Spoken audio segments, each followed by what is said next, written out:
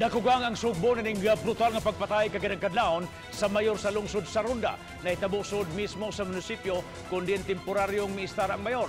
Kapin sa unom ka buwan ang nakalabay sukad na patay usab ang iyang vice mayor sa mong lungsod. Kini ang gitutukan ni Nico Serino. Tapad lang ang munisipyo sa Ronda Police Station. Apan wala masayod ang pulis dihang gisaka sa upat ka mga armadong tao ang ikaduhang andana kundi nahimutang ang buhatan ni Mayor Mariano Blanco ug nahitabo ang pagpamusil. Matod ni SP01 Junicio Tagupa, Chief Investigator sa Ronda Police Station, nga ang duha ka mga job order employees ang mipahibaw sa iyang mga kauban nga may upat ka mga armadong tao nga mipahapa kanila. Medyo nakadungog sila nga duda gud sila nga butog dito sa armas kay gitiuna naman sila.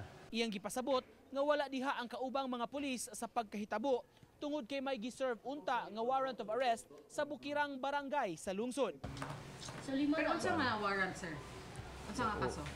Wala sad ko ka kuan basta naka-blatter to diri sa kuan before panghitabo na nato daan blatter na mga nanglakaw gyud among personnel diri.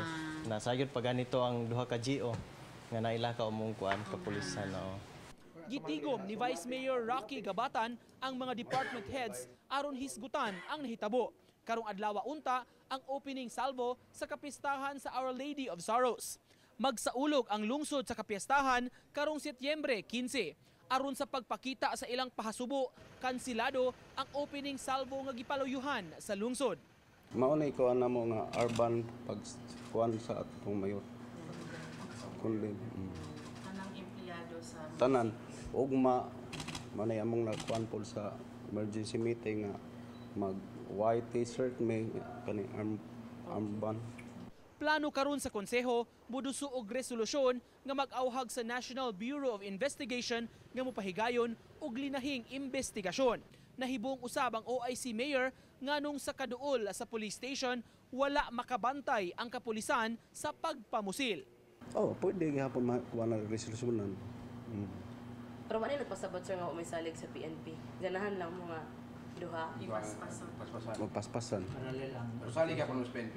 Salig gihapon.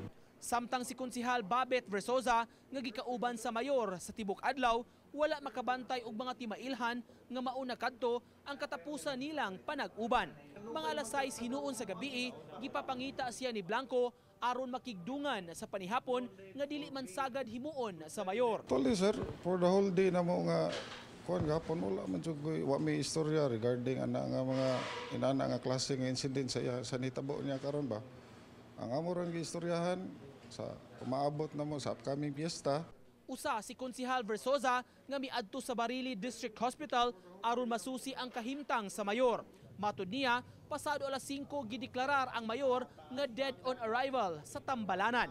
Gipaabot usab sa konsehal ang baruganan sa pamilya ni Mayor Blanco sa dili pa pag-atubang sa mga tigbalita. So far sir, dili sa ko in behalf sa ilang pamilya, dili ko ka mao ra ilang istorya nga sa pagkakaron dili sa sila kahatag og statement.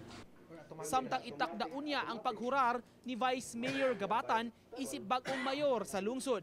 Gikinahanglan kini aron kapirmahan niya ang mga dokumento sa lungsod, ilabi na ang payroll sa mga kawani sa munisipyo. Nico Sereno, Balitang Bisdak.